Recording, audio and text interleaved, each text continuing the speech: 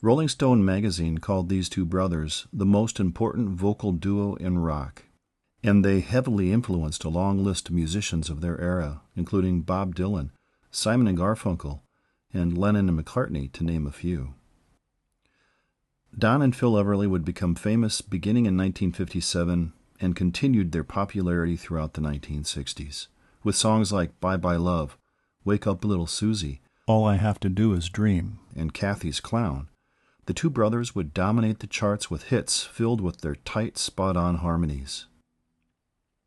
But soon the relationship between the two brothers began to show signs of trouble.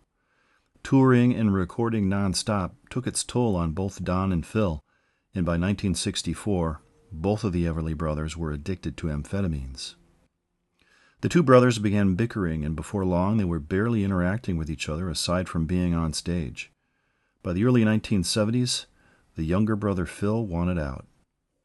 The two agreed that their last gig would be in July of 1973 at Knott's Berry Farm in California.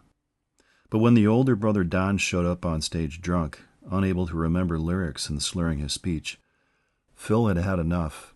He smashed his guitar on stage and said, "I'm done being an Everly brother," and left.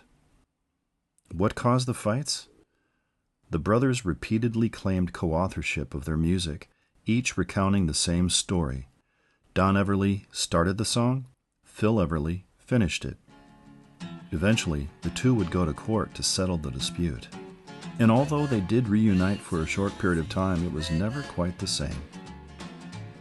In 2014, at the age of 74, Phil Everly died from lung disease from a lifetime of smoking. And in 2021, brother Don would die in Nashville from the same affliction at the age of 84. The Everly brothers' music fused elements of rock and roll, country, and pop.